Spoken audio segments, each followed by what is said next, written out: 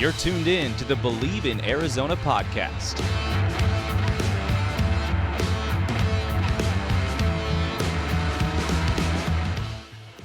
Hello, Bear Down Believers, and welcome into the show. I'm your host, Matt Reynoldson, and can you feel that in the air? It's almost college football season. Week 0 begins this week over in Dublin, Ireland, with Florida State taking on Georgia Tech, and the Arizona Wildcats less than 2 weeks away from kicking off the 2024 season under the lights at home against New Mexico at Arizona Stadium. 7:30 Saturday night, August 31st. Can you feel it?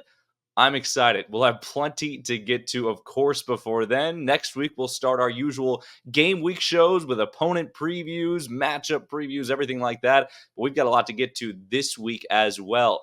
Coming up today on the show, I'll count down my top 10 vets that I've seen during Arizona's fall camp. And then later this week, I'll go through my top 10 risers of fall camp between those newcomers and the young players that have really come up the ranks in the Wildcats program. Before we get to all that, I want to remind you to please like and subscribe to the show. Click the download button on each one of the shows over on Bleav in Arizona, Bleav in Arizona. That's on Spotify, Apple Podcasts, Google Play, wherever you get your podcasts. And the video versions of these shows will be always uploaded on my YouTube page at Matt_Reynoldson. All right. We have seen so much fun so far in Arizona fall football camp and a team that has really come together culture-wise. That's not a surprise based on the reports from earlier on this season, based on the reports from really earlier on in the offseason, I guess I should say. And offensive coordinator Dino Babers really underscored that today when he said, "This is the closest team I've ever been around." Well, that kind of boils down to the veterans in the room and the guys that are setting the standard, setting the culture for not only what you do on the field, not only practice habits, not only, ways to go about each day of fall camp, but also what you do off the field, the recovery habits, the study habits in the classroom, getting after it on an everyday, day-to-day basis. And Arizona has guys, especially veterans on this team, that return to this program that are certainly setting the standard for that. So I want to go through 10 of those veterans that I've seen that have really separated themselves in fall camp so far this year. Now, there will be a couple that didn't play a huge role last year, but still played in a lot of games, still played in most of the games last year. So my criteria for the top returning vets of fall camp were guys that participated a lot in fall camp and maybe made a jump or just impressed with the way that they approached this year's fall camp, this year's fall practices, as Arizona wraps it up tomorrow on Tuesday before beginning game prep on Wednesday. All right.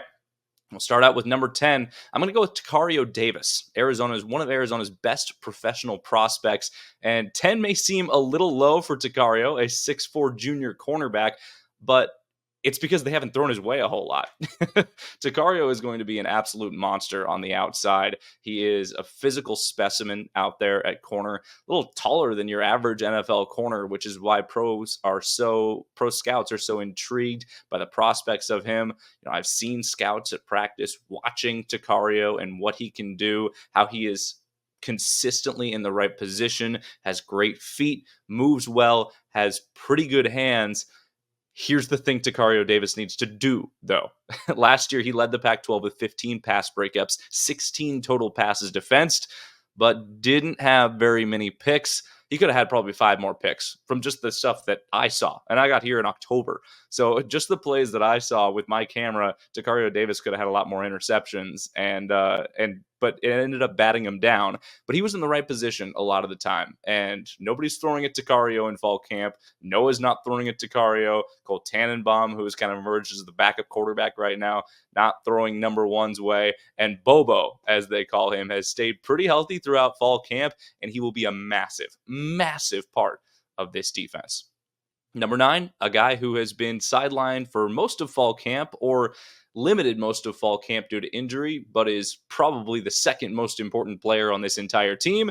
That's wide receiver Tetairoa McMillan, the 6'5" junior wide receiver. This guy's a stud. This guy is being listed and projected as the first wide receiver off the board in the NFL draft. It's either him or Missouri slot receiver Luther Burden. And here's my take about that. You can find a slot receiver from anywhere. You can't find a 6'5" unicorn wide receiver from anywhere. T-Mac setting all kinds of records, I think, this year. That's my projection for him anyway. And even though he has spent most of fall camp in either that red no contact jersey or just limited to individual drills coming off of off-season foot surgery, T-Mac continues to make incredible plays. Offensive coordinator Dino Babers said today that he has the best catch radius of anybody he's ever coached, maybe outside of Larry Fitzgerald, and may even have a better catch radius than Larry Fitzgerald. That's the legendary Cardinals wide receiver and the highest wide receiver the Cardinals had actually drafted until this year in Marvin Harrison. So certainly high expectations to live up to for T-Mac, but that is a really, really impressive comp right there because T-Mac just looks to be a matchup nightmare for just about anybody. You look at the Colorado game last year, he torched Travis Hunter all game long, and Hunter looks to be potentially the top cornerback off the board in next year's NFL draft. It's either him or probably Will Campbell at Michigan. But the fact that T-Mac can do that against a player like Travis Hunter, and T-Mac can do that all season long, set receiving records against ASU, throw up the one-handed elite catches against the 4 stars and 5 stars in Oklahoma's secondary. I mean, Teteroa McMillan will be a matchup nightmare for just about anybody. And even though he went through all of fall camp in that no-contact jersey, it really just felt like he was out there going stride for stride in most situations. And they know what number 4 is bringing to the table. So they didn't need to see much from him in fall camp, and they saw what they needed to. Teteroa McMillan at number 9. Number 8, Gunnar Maldonado. And I've been really, really interested with the senior free safeties fall camp. You know, he comes in as the rangy safety in that room. He and Dalton Johnson are the returning safeties for Arizona. And I've really seen Gunnar Maldonado be involved in so many of these plays. I have him at number 8 because I think that Maldonado has been so impressive, not in the maybe consistency of what he's done, maybe like some of these other guys that are a little higher than him on this list, but I think Maldonado has been so impressive in how he's responded. In the first practice under the lights at Arizona Stadium, he got trucked a couple times, especially coming up in run support by bigger backs. Kendrick Riscano, the Ole Miss transfer, got him a couple times, and Maldonado returned the favor later in practice. So that was extremely impressive to me because not everything's going to go well all the time on a football field. You're playing 80 to 90 snaps per game, especially in the Big 12, because these teams are going to want to run that level of that amount of plays and that level of pace in a game. So not every play is going to go your way. Sometimes you're going to get trucked. So what's football about? Football's about how you respond to adversity. And Gunnar Maldonado is a perfect example of that. Had his ups and downs a little bit early last year, but I think the Alamo Bowl was a perfect example of how he responds to adversity in his own game with an interception, a beautiful play ranging over from his free safety spot to pick off Jackson Arnold, and then eventually an 83-yard fumble return touchdown. He was the defensive MVP of that game, no question. Him and Martell Irby, I would say. But Gunnar Maldonado is kind of the picture of resilience on Arizona's defense. And that's why I had the senior free safety, Gunnar Maldonado, at number 8 of my top 10 vets of fall camp. Number 7, a guy who didn't play a huge role last year, but he's played a lot of snaps for Arizona, and now I see him being one of the most important players on this offense. That's junior tight end Roberto Miranda, a 6'3" guy from Germany. He's mostly been a blocking tight end. He has played in 23 career games at Arizona. Guess how many catches he has? One career catch in blowout garbage time over Arizona State in last year's game. But he was an important part last year of the blocking schemes. But, when you have a guy like Tanner McLaughlin, you don't need to throw the ball to Roberto Miranda. And they didn't run a lot of heavy sets last year. They didn't run a lot of 12 personnel, which puts 2 tight ends on the field with 1 running back. So Miranda didn't get a lot of opportunities to catch passes. He caught 1, so he's on the board officially as a stat guy for Arizona. But now, what I've seen from him in fall camp is the way they have him running in these sets, the way they have him running up the seam, he looks fast. He looks ready. He's got good hands. He's tough. He is strong at the catch point. Roberto Miranda is going to be a tough matchup for anybody because you don't have to teach him how to block. A lot of these wide receivers, or excuse me, a lot of these tight ends that come in, you got to work on the blocking so they can earn the catches because they want to be the guy who, snags the tough catch, or is the guy who scores the red zone touchdown, or being the third down target. Roberto Miranda has done the dirty work for years for Arizona, even cutting his teeth a lot on special teams. And last year, played in 12 of the 13 games. And now he's ready to play a much, much bigger role in this Arizona offense. I see him and Kean Burnett as the starting tight ends for Arizona. And Roberto Miranda will play a much, much bigger role in this passing game this year. I'm really excited of what I'm going to see from number 85. Another guy that flew under the radar last year comes in at number 6 on this list, and he flew under the radar because it was such a deep defensive line room. Now he's kind of the returning veteran in the Arizona defensive line room, and that's Tai Uyunglele, the defensive end. I think he's been so impressive all throughout fall camp. He's 6'4" junior defensive lineman. He played in all 13 games with one start last year, had his best performance against Utah, but Tai has been really unbelievable all throughout fall camp. In a defensive line room that has been kind of a major shuffle, in a position group that has been a major question mark for Arizona, we've seen guys step up and look pretty good, especially against a second team of mostly interior players on the Arizona offensive line, with injuries taking out a lot of the, or I guess taking time away from the team reps from the Arizona offensive line. But on the defensive line, we've seen the ends stand out. And that's impressive because Arizona's starting tackles on the left, Reinatapa Atotai, and on the right, Jonah Savanaya, who I'll get to in a little bit later on this list, have been there the entirety of fall camp, have been taking all of the ones reps, all of the team reps, the entirety of fall camp. So who in that situation would have a tougher time rushing the passer? It's the ends, especially because the tight ends will stay in and chip a lot too. But these defensive ends, Arizona's likely 2 starting defensive ends in Tai Uyunglele and Trey Smith, have had great fall camps. And Tai seems to be one of those guys that's going to take a big jump this year.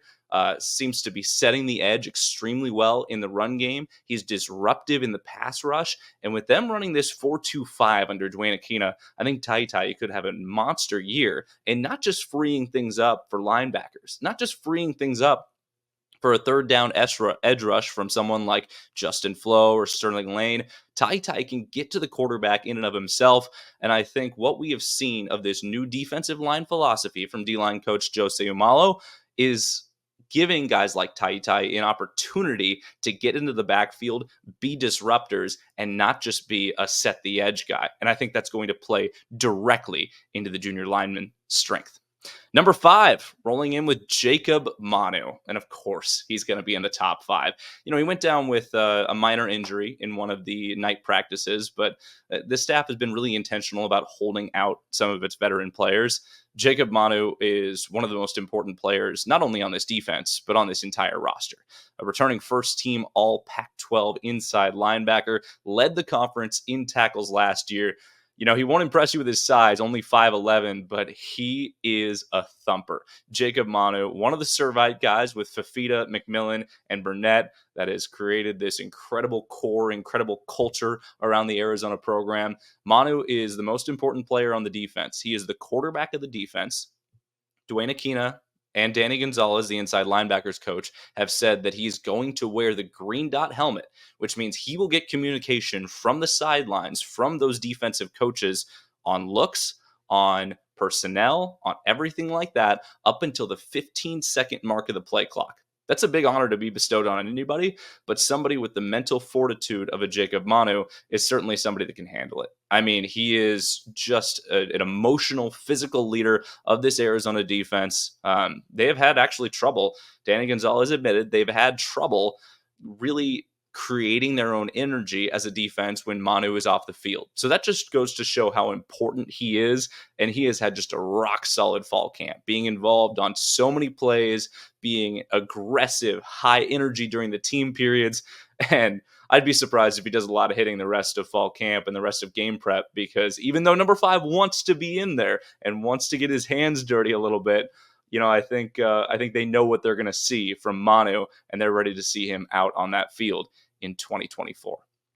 Number 4, the starting right tackle and arguably the best pro prospect on Arizona's offensive line.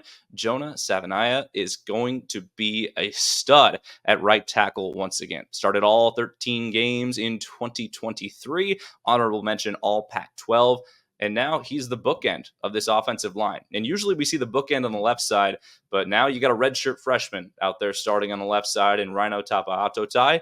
So Savaiinaea is going to be the guy at right tackle who is going to draw, some of the tougher matchups out there. Look, the Big 12 is no slouch in edge rushers, and especially given what Arizona will see in September. Not talking about New Mexico or NAU, but the two toughest games right now on paper for Arizona are two road games at Kansas State and at Utah in the first month of the season. Yeah, Jonah's going to need to hold his own at right tackle there. And I think he has been super consistent all the way through fall camp. He's the only offensive lineman on this list because he's the only one that's been healthy outside of Rhino, because we've seen Wendell Moe, Leif Magnuson, Josh Baker, other guys miss all kinds of time. Jonah's been there at right tackle, the staple, very steady all the way through fall camp. They run the ball extremely well off the right side. They're creative. He chips well with the tight ends. He can hold down a block. He can hold down a defensive end. He can go in on a double team. He can chip a little bit so the tight end can leak out into the flat. I mean, they can do so many things off the right side because of what they're getting from their right tackle, Jonah Savaiinaea, at number 4. Their most versatile defensive back is number 3. I have Trayden Stukes coming in at number 3, a 6'2 senior defensive back, and I could define him as a safety. I could define him as a corner. He's probably going to be the starting corner opposite Tacario Davis, but Stukes is just the guy that you can put anywhere you need to. He played a lot of nickel last year, so we know what he can do. We know what his capabilities are, moving around this defensive backfield. But give Dwayne Aquina a chess piece, and he'll put you in checkmate. That's what Trayden Stukes is to Dwayne Aquina right now, because having a savvy defensive back like that, who does have pro aspirations, wants to play in the NFL, but came back for his senior year, did not hit the transfer portal. He was ready to come back and ready to be an integral part of this Arizona defense. Stukes is going to be a stud back there. And he was so important last year, not only in the Alamo Bowl, not only late in the season, but really all the way throughout. I mean, in that win streak where Arizona won 4 consecutive games against ranked teams, I remember him making plays against Oregon State, against UCLA, in the Utah game. I mean, Stukes was all over the field. And when you look at number 2 in that defensive backfield, he stands out above the rest. I mean, he is 6'2", but he plays like 6'5". The hair might help too. But I think Stukes is somebody that will come down and run support. He can probably rush the passer off the edge from a corner position if that's something that Aquino wants to employ there. He's somebody that can lock down wide receivers on the edge. He's somebody that can float in zone coverage. I mean, the more versatile defensive backs you have in this era of college football, especially going into a conference like the Big 12 for the first time, the more successful you're going to be, because defensive backs in this room, they're deep. Don't get me wrong, they're deep, but the defensive backs in this room are all to some extent cross-trained, are all to some extent versatile, able to be moved around. And in a 4-2-5 like this, and in the dollar package, which is what they've talked about employing, and having those extra defensive backs and getting guys on the field in multiple ways and just getting your best 11 on defense out on that field, I think it really helps to have a guy that can move all over the place like Trayden Stukes. And I'm excited to see what Dwayne Aquina does with him all season. But as of right now, where I project Trayden Stukes to be to start the year is CB2, and then we'll see how that looks in the nickel and dollar packages as those come along. My number 2 veteran of fall camp, Tyler Loop, has just been unbelievable all the way throughout fall camp. I mean, it feels like at the end of every practice period, he's drilling a 50-yarder. Danny Gonzalez, a special teams coordinator, told us he was hitting 65-yarders in practice. 50, 55, no problem. 45, no issue. Left hash, right hash, straight down the middle. Tyler Loop is a weapon for this Arizona team. And to have a kicker like that is going to be able to put 3 points on the board from pretty much anywhere on the right side of the 50-yard line, that's huge. That's huge because Arizona is going to be in a lot of close games this year. Arizona is likely going to be in 2 very close games in September. I project those games against Kansas State and against Utah in the first month of the season to go down to the wire. What do you need in those situations? You need a reliable kicker, a reliable guy to put 3 on the board. That could send a game to overtime. That could be a game winner. That could be any given situation, a 55-yard field goal to end the half. Give yourself some momentum when you've been getting your face beat in a little bit in the first half, and okay, we're cutting a 10-point deficit to 7. Tyler Luke does that for you, and it changes the momentum of a game. And he has been so rock solid steady all throughout fall camp that he hasn't just been a great kicker. He's been a leader on this team. That's hugely important. He's been a leader in that special teams room. And what do we see a lot of times with new coaching staffs, right? The offense could look creative and new. The defense could be buttoned up, but then special teams say, what the heck? Special teams just lost us a game. Well, when you have a leader and a rock-solid guy in that room like Tyler Loop, a guy who knows where to kick the ball off to, a guy who's going to get you 3 points, a guy who's not going to shank extra points, having number 33 back there is so key for this team's success. And I've been so impressed with Loop's consistency all throughout fall camp. He's my number 2 performer, number 2 vet of Arizona's fall camp. All right, drum roll. I don't think this is any surprise. I don't have to suspensify this, if you will. The number 1 returning vet of Arizona's fall camp has been Noah Fifita, the starting quarterback coming into camp, the starting quarterback all spring, all summer, all fall camp, no question, leader of this team. He has been an absolute stud all the way through fall camp. The footwork has been better. The awareness has been prime. The high pointing of the ball, hitting guys in stride, the touch, the command of the offense, the true mastery of how Arizona looks in different sets. Run plays look clean. Audibles, and we haven't really gotten a huge look into what those might be. We'll have to see a game situation for that. But when they change things at the line of scrimmage, or they tell him to change things at the line of scrimmage, it's been clean. His communication with the offensive coordinator, Dino Babers, has been clean. Everything that we have seen from Noah Fifita has just been electric. And because of that, just look at your wide receiver room now.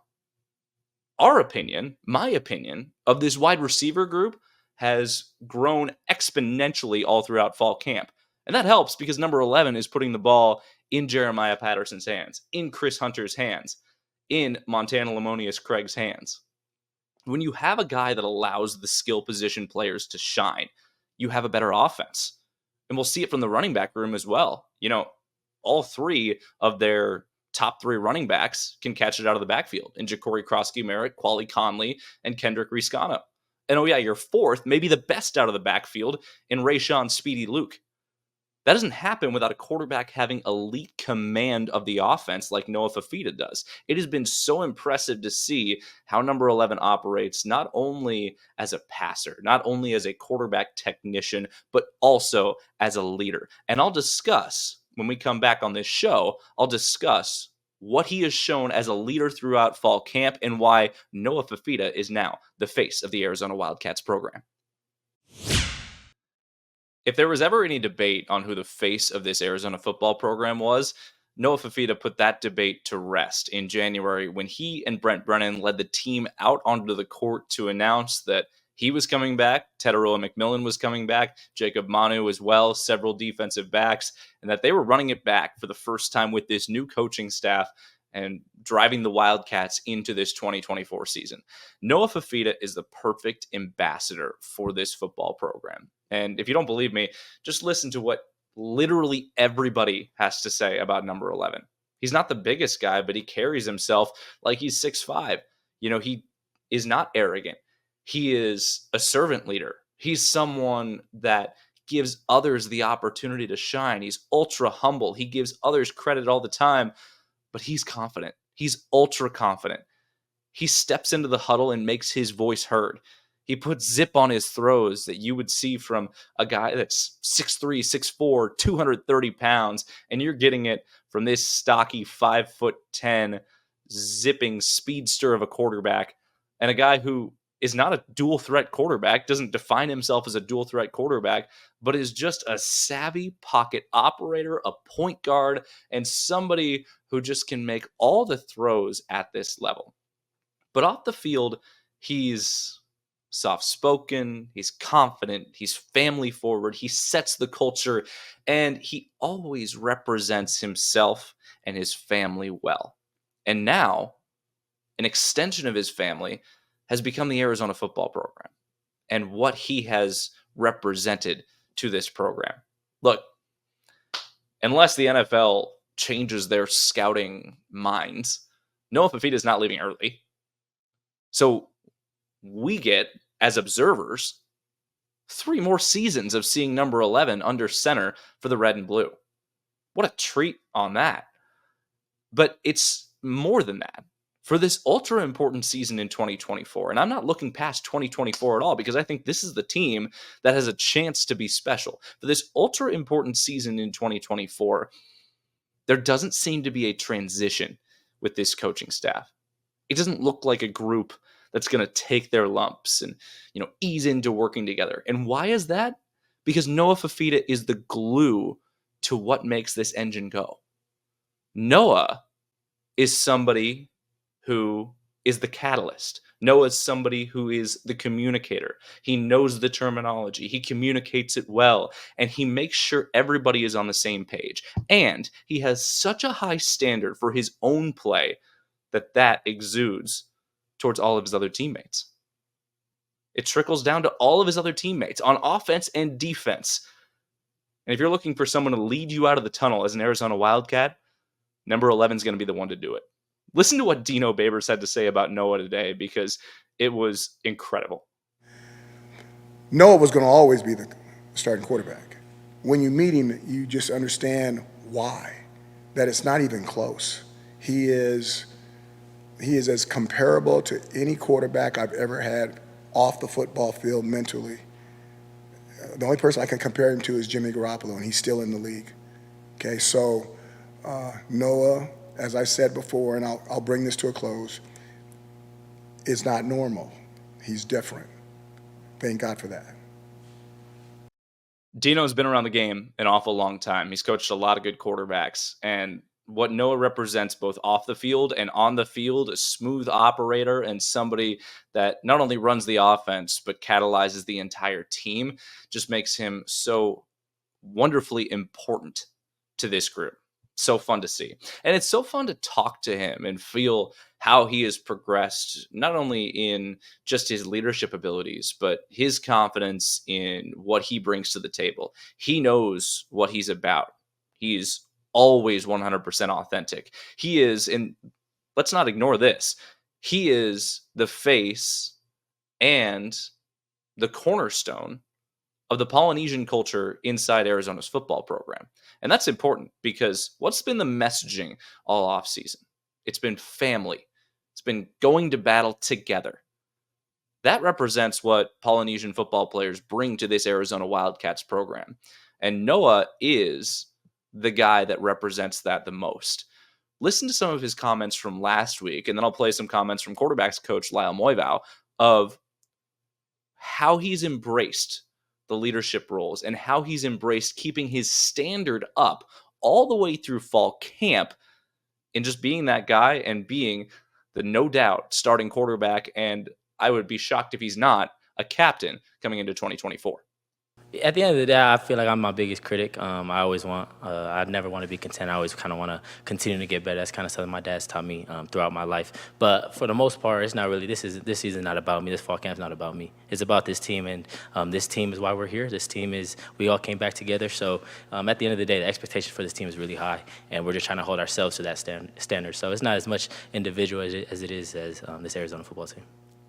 Yeah, when you have a quarterback that operates like that carries that level of confidence, that carries that level of humility and self-awareness and everything that makes Noah Fifita a good person as well as a good football player, the sky's the limit for him. And that, as I've said with other things, exudes to other players on this roster. They see the standard that number 11 carries into every practice, every day, onto the field for every game. They see his perseverance. They see how he is even keeled, doesn't get too high, doesn't get too low. And that keeps the standard at what Arizona calls the red line, at 100% effort, 100% dedication. That's the mantra for this year's Arizona football team. And Noah Fifita reflects that on the highest level. We've heard it from head coach Brent Brennan. The fun thing about Noah is his mind is always on what's our plan, what's our plan, what's our plan. And a lot of times early in camp, it's like, just trust the process. That's the biggest thing, is just understanding we got a lot of new parts, a lot of new pieces as far as personnel. This is obviously a new offense where we were doing it in the spring, but we didn't have guys in the spring that we have now in fall camp. So there's going to be a timeline of these guys having to learn, how to adjust to whatever we had drawn on paper. Now all of a sudden you present a defense and there's going to be adjustments that need to be made. And so early on, I think that's what you saw is some of that adjustment period, as I'd like to tell, Noah. And now obviously we all continue to have those conversations of when we get to game day, this will be something that we can do of presenting different options of how we want to take care of those problems that we may be seeing, or ways of being able to go about that situation. But that's the beauty of working with Noah, is he's always going to be, one step ahead. And sometimes you got to be able to just continue to let him know, hey, we got other guys that aren't on your level yet. We're trying to get to that point, but this is what that point is. We're learning and we're working through it. So I'll wrap it up with this, because we've now seen Noah Fifita start most of a season. We've seen him through a full spring, a full summer workouts, and a full fall camp now, as fall camp ends on Wednesday and Arizona begins game preparations for New Mexico. Noah Fifita is the most even, ready to rock superstar starter in the Big 12 Conference. Better than Cam Rising. Better than Shedeur Sanders. Better than Jalen Daniels. I think Noah Fifita is the guy that can take this team to the next level. He's a smooth operator, incredible pocket awareness, makes his receivers better. He's a clear leader. He's even keeled. He has all the traits that a superstar quarterback possesses, and he has it at such a young age already. With so few starts under his belt, now he can head into the Big 12. Now he can head into this new venture for Arizona as the ultimate shining star for this Wildcats team. We've seen it all through fall camp. He's been the top returning player from Arizona all throughout fall camp. He's been the unquestioned leader, not only of this offense, but of this team. And he's been the culture setter for Arizona all the way through. Noah Fifita is going to be the best quarterback in the Big 12, and he will be in the Heisman conversation all throughout 2024. All right, as we wrap up the show, time now for the Bear Down Rundown, something we do every show here on the Bleav in Arizona podcast. I want to give a shout out to Arizona Soccer, a 2-0 start to the season, and one particular player who continues to light up the stat sheet. Nicole Dallin is 5 goals already into this year's campaign. She has been so impressive all the way through and scored 4 against Pacific. That's the first time for Arizona since 2014 that a player has scored more than 3 goals in a match. Nicole Dallin has been unbelievable. And Arizona now has wins over Grand Canyon and Pacific to start the season. A very good start to this year. They'll roll into a Big 12 conference. It's a little easier than what they've seen in past years in the Pac-12. Arizona Soccer has been very impressive to start the year. And Dallin, the graduate senior, she has been unbelievable. So get out to the pitch over there and go check out one of the Arizona Soccer games. They continue action this week, but an incredible, incredible weekend for her, scoring 5 goals. She currently leads the entire nation in goals scored early on in the season. That'll do it for this edition of the Bleav in Arizona podcast. Once again, I'm your host, Matt Reynoldson. Please don't forget to subscribe to the podcast and click the play button on all those shows over on Spotify, Google Play, Apple Podcasts, or wherever you get your podcasts. And the YouTube versions of these will all be uploaded on my YouTube page at Matt_Reynoldson. Coming up later this week, I'll have my top 10 risers and newcomers of fall camp. as Arizona wraps up fall camp and begins preparations for New Mexico here in Tucson. That'll do it for me for now. Have a great week, and we'll see you later.